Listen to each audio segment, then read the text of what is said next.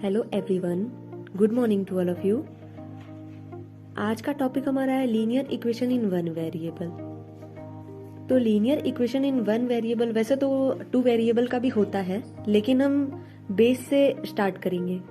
तो मैंने आप सभी लोगों के लिए नोट्स भी बनाए हैं और मैं एक्सप्लेन भी करके बताऊंगी। और अगर आपको कोई इशू होगा तो आप कमेंट में ज़रूर बताएं, तो मैं आपको और अच्छे से एक्सप्लेन करूंगी।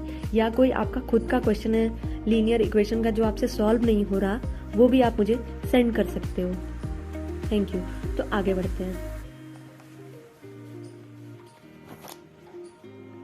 तो बच्चों, linear equation in one variable, तो इसको जानने के लिए सबसे पहले तो हम वेरिएबल जानते हैं कि वेरिएबल होते क्या हैं।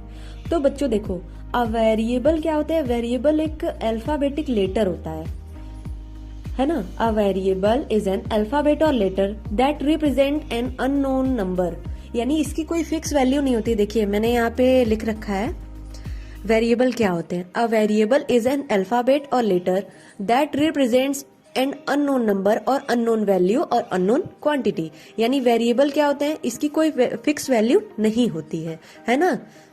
ये अननोन नंबर होते हैं, इसकी वैल्यू हम लोग फाइंड करते हैं। जैसे आप लोग देख रहे हैं फॉर एग्जांपल दैट x + 5 = 3, तो वेयर x इज वेरिएबल, यानी x की वैल्यू फिक्स नहीं है, x की वैल्यू हमें फाइंड करनी है। तो वेरिएबल आप लोग समझ गए हैं कि वेरिएबल क्या होते हैं। वेरिएबल एक अल्फाबेट होता है, ठीक है, मतलब इसको हम लोग लेटर से रिप्रेजेंट करते हैं, जो कि अननोन वैल्यू होती है या अननोन नंबर भी बोल सकते हैं इसको। इसकी वैल्यू हम लोग फाइंड करते हैं, है ना।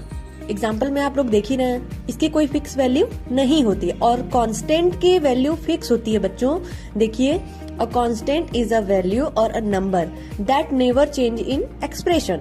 जैसा कि आप लोग ऊपर वाले एग्जाम्पल में देखे थे, x + 5 = 3 है, तो x वेरिएबल हो गया, where x is variable and 5 is constant. अब हम आते हैं लीनियर इक्वेशन। लीनियर इक्वेशन क्या होते हैं फ्रेंड्स? तो the linear equation in one variable के लीनियर इक्वेशन होते क्या है? Is an equation which is expressed in the form of ax + b = 0 और ax + b = 0। जी हाँ, यहाँ कैपिटल A और कैपिटल B की बात हुई है, मैंने लिख दिया है दोनों ही, क्योंकि कई जगह ये भी लिखा जाता है और कई जगह ये भी लिखा जाता है। Where a and b are two integers and x is a variable। देखिए ax + b = 0 है, a और b हमारे टू इंटीजर्स हैं और x हमारा वेरिएबल है।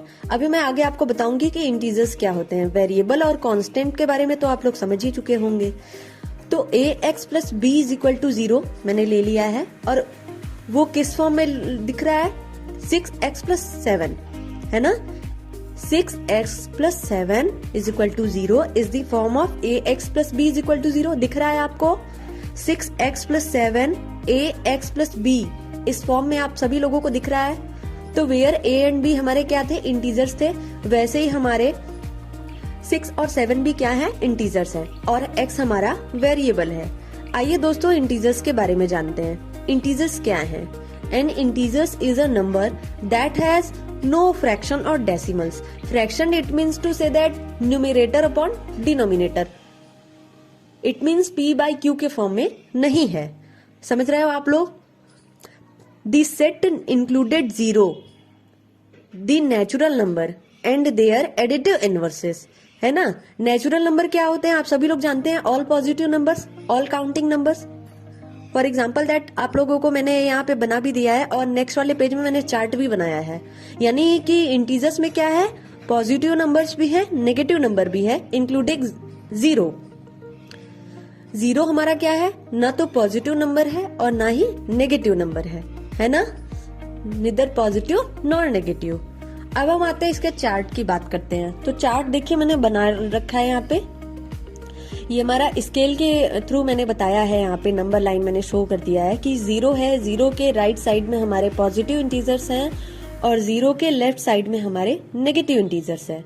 अब देखिए मैंने यहाँ बताया भी है कि जब हम पॉजिटिव नंबर को मल्टीप्लाई करते हैं तो हमारा पॉजिटिव नंबर आता है। और देखिए मैंने एग्जांपल भी उसके जस्ट सामने दे रखा है कि 4 × 6 = 24, यानी 4 और 6 दोनों ही हमारे पॉजिटिव नंबर है।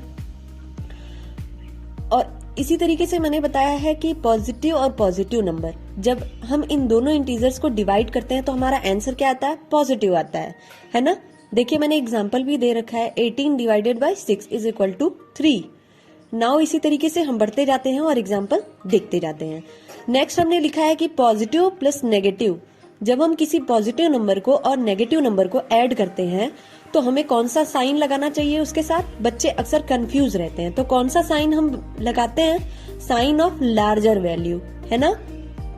नेगेटिव प्लस पॉजिटिव, जब हम किसी नेगेटिव नंबर को और पॉजिटिव नंबर को ऐड करते हैं तो कौन सा साइन लगाते हैं, sign of larger value. Coefficient क्या होते हैं बच्चों, अब हम इसके बारे में जानते हैं, ठीक है। कोफिशिएंट क्या होते हैं, अ न्यूमेरिकल और constant quantity placed before a multiplying the variable is an algebraic expression।